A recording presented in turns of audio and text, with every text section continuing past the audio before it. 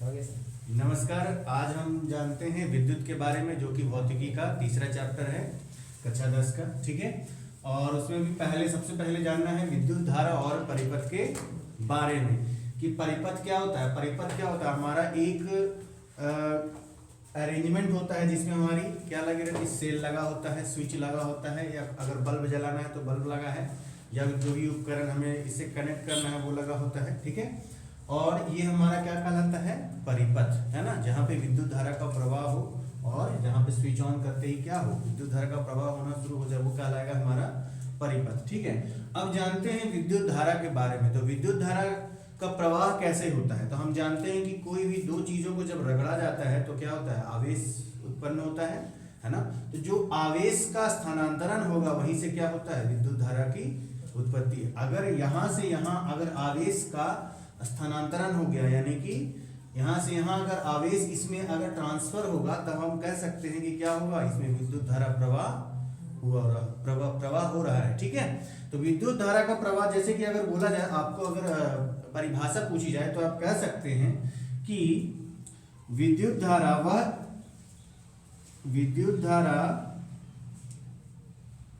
इकाई समय में आवेश का प्रवाह है। ठीक है,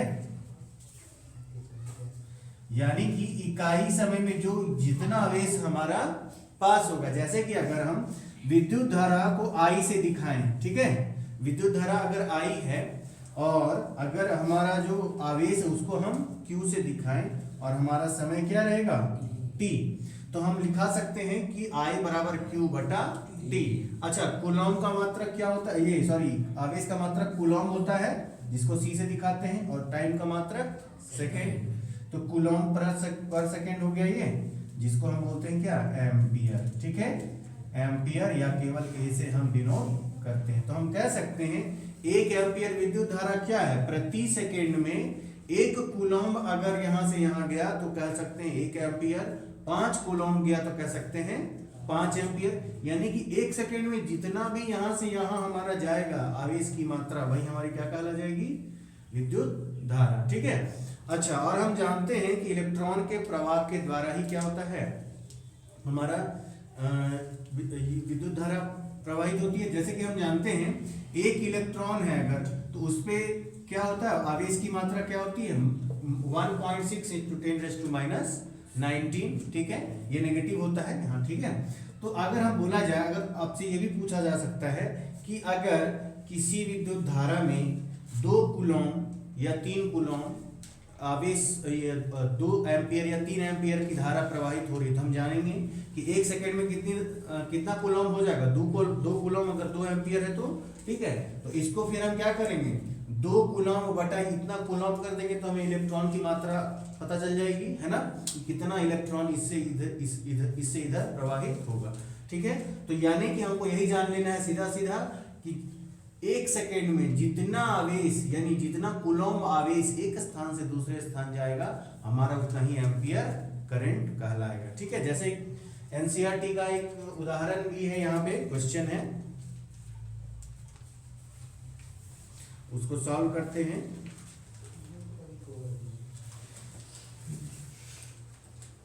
क्वेश्चन है हमारा कि किसी विद्युत बल्ब के तंतु में 0.5 एम्पियर विद्युत धारा, मींस I बराबर आपका क्या दिया है, 0.5 एम्पियर, और समय कितना दिया है, 10 मिनट। ठीक है, 10 मिनट समय दिया है।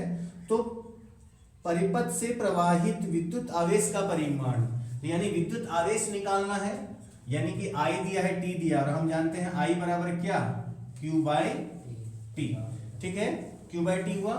तो अब हम कह सकते हैं कि Q बराबर I × T, है ना, और I कितना दिया है, 0.5 एम्पियर। अच्छा, एक बात ध्यान दीजिए कि यहाँ पर जब हम SI मात्रक ले रहे हैं तो समय का मात्रक क्या होगा, सेकेंड, यहाँ दिया है किसमें, मिनट में, तो इसको पहले किस में बदलेंगे, सेकेंड में बदलेंगे। तो इसको 60 से मल्टीप्लाई कर दीजिए, 60 से मल्टीप्लाई कीजिएगा तो ये आ जाएगा कितना सेकेंड, 600 सेकेंड।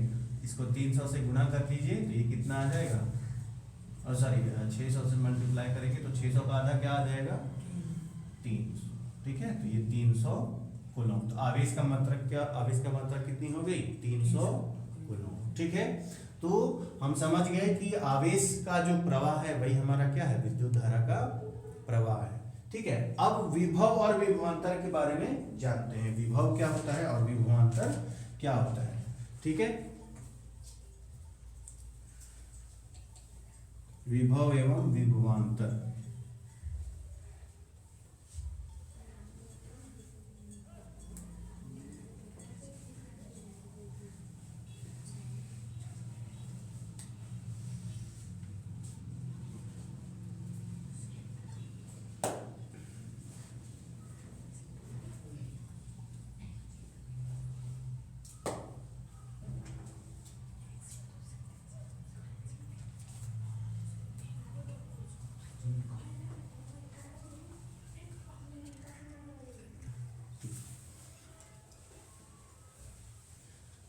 देखो अब है हमारा विभव और विभवांतर। तो विभव क्या होता है, जैसे कि एक सपोज करते, जैसे कि करंट को बहने के लिए क्या चाहिए, विभव का अंतर होना जरूरी है। जैसे कि तुम्हारा हवा जैसे बहता है, कभी पूरब से पश्चिम बहने लगता है, कभी पूरब पश्चिम से पूरब बहता है ना। यह हवा का डिफरेंस क्यों होता है, क्योंकि जिधर का दबाव ज्यादा है उधर से जिधर दबाव कम है उधर हवा बहती है। या पानी का भी जैसे फ्लो होता है, तो अगर हम घर में जो मोटर यूज होता है हमारा, कुआं में मान लिया या बोरिंग है या पानी क्या है जमीन के नीचे है, हमें चढ़ाना है ऊपर, तो प्रेशर हम बोले प्रेशर ज्यादा होना चाहिए, ज्यादा से हाईवे तो तभी जाएगा जब ऊपर का प्रेशर कम रहेगा। तो वहां पे क्या किया जाता है, वैक्यूम यानी कि निर्वात क्रिएट किया जाता है। तो निर्वात का प्रेशर क्या होता है, नकारात्मक हो जाता है, जिसके कारण क्या होता है, पानी हमारा आसानी से ऊपर चढ़ जाता है। तो यानी कि यहाँ पर क्या हुआ, दबाव का अंतर के कारण क्या हुआ, बहाव उत्पन्न हुआ। तो विद्युत धारा में वही चीज है कि हमें विभव का अंतर ज्ञात करना है, मतलब विभव का अंतर होगा तभी क्या होगा, विद्युत धारा का प्रवाह होगा। अगर विभव का अंतर नहीं होगा तो विद्युत धारा का प्रवाह नहीं होगा, ठीक है। प्लस हो गया, ये माइनस हो गया। विभव तो सभी में होता है, जैसे कि अगर तार में, जैसे कि मान लिया अगर इससे हम एक तार को लगा दें, ठीक है, तो अगर हम इसको कनेक्ट नहीं करें, जैसे कि मतलब कि किसी से जोड़े नहीं, तो इसमें करंट तो आएगा, ठीक है, करंट तो आएगा, लेकिन इससे कुछ मतलब करंट हमको लगेगा, मतलब उसको क्या बोलते हैं कि इससे अगर सीधा सीधा अगर कुछ बल्ब को जोड़ेंगे तो जुड़ेगा क्या, नहीं जुड़ेगा, है ना, मतलब जलेगा नहीं, ठीक है। लेकिन वही अगर न्यूट्रल वायर जोड़ देंगे, जिसमें जैसे कि बोलते हैं ना, जैसे कि साधारण भाषा में एक को गर्म तार एक को ठंडा तार बोलते हैं, तो जो गर्म तार होता है उसमें तुम्हारा क्या रहता है, ज्यादा विभव रहता है, और जो न्यूट्रल वायर रहता है उसमें जीरो करंट रहता है। इसलिए टेस्टर से कभी आप लगा के देखेंगे सॉकेट वगैरह में, तो क्या होता है, एक सॉकेट में डालेंगे तो टेस्टर जलेगा, दूसरे में डालेंगे तो नहीं जलेगा। तो वही है कि एक तार में क्या हो रहा है, जीरो विभव है, और एक में कुछ विभव है, मान लिया 180 या 200 के आसपास होगा, ठीक है। तो यही जो विभव का अंतर है विद्युत धारा के प्रवाह में मदद कर रहा है, ठीक है। तो अब अगर इसको गणितीय परिभाषा इसका दें, है ना, तो हम क्या लिख सकते हैं, W/Q, विभवांतर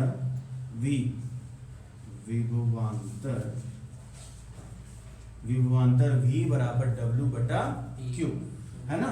तो W क्या है, किया गया कार्य, वर्क, है ना, किया गया कार्य, और Q क्या है हमारा, आवेश, है ना। तो एक आवेश में जितना कार्य किया जाएगा अब हम जानते हैं कार्य का मात्रक क्या है, जूल होता है, जूल, और आवेश का मात्रक कूलॉम, है ना, यानी कि J/C कर सकते हैं, तो यानी कि J−C, ठीक है। तो एक कूलॉम में जितना एनर्जी यानी कि जितना कार्य किया गया एक जगह से दूसरी जगह लाने में, उसी को हम क्या बोलेंगे, विभवांतर, और इसी को हम कहते हैं 1 वोल्ट, ठीक है।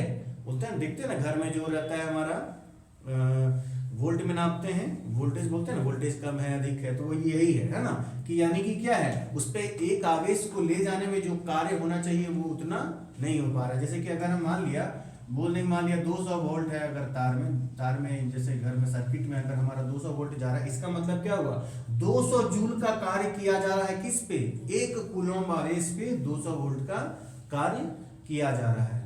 बात समझ में आया? ठीक है, तो ये हो गया हमारा 1 वोल्ट। तो ये वोल्ट और करंट में अंतर समझ में आया। करंट क्या होता है? प्रति सेकेंड में जो आवेश जा रहा है उसका माप होगा हमारा क्या? ये करंट होगा, यानी कि विद्युत धारा। और 1 कूलम्ब पे जो कार्य किया जाएगा वो हमारा क्या कहला जाएगा? वोल्ट। यानी कि तुम्हारा ये क्या है? विभवांतर क्या है? एक तरह से तुम्हारा कार्य ही हुआ ना, कार्य ही हुआ एक तरह से ये। ठीक है, एक न्यूमेरिकल है शायद यहाँ पे, इसको कर लेते हैं। क्या है? 12 वोल्ट विभवांतर के 2 बिंदुओं के बीच 2 कूलम्ब आवेश विभवांतर दिया है। V बराबर कितना आवेश, कितना वोल्ट? 12 वोल्ट, 12 वोल्ट दिया हुआ है। और Q का मात्रा दिया है कितना कूलम्ब? 2 कूलम्ब। ठीक है, 2 कूलम्ब दिया हुआ है। तो हाँ, तो कार्य कितना होगा? तो हम जानते हैं V बराबर क्या? W/Q। तो कार्य यानी कि यही निकालना है हमको, W। ठीक है, तो W क्या हो जाएगा? V × Q। ठीक है, V हमारा कितना है? 12 और आवेश कितना है? 2 कूलम्ब, तो इसको लिख देंगे 2। ठीक है, तो ये हो जाएगा 24 जूल। ठीक है, तो ये हमारा आंसर हो जाएगा 24 जूल। ठीक है, इस तरह से हमने सीखा किसके बारे में? विभव, विभवांतर और विद्युत धारा और परिपथ के बारे में। अगला आपका बहुत ही ये है, परिपथ आरेख है।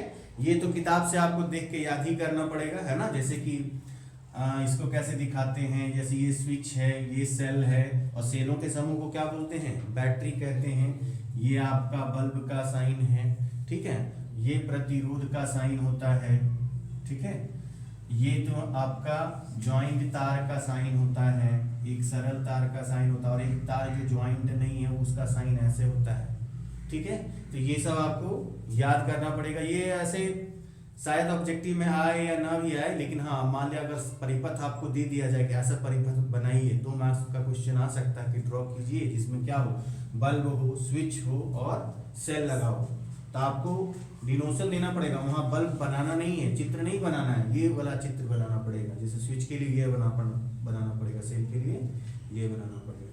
ठीक है, तो ये आप लोग किताब से देख के कर लेंगे। ठीक है, तो आगे की वीडियोस में हम जानेंगे ओम का नियम के बारे में। ठीक है, वीडियो देखने के लिए धन्यवाद। अगर आपको हमारा वीडियो पसंद आए तो लाइक करें, चैनल को सब्सक्राइब करें और शेयर करें।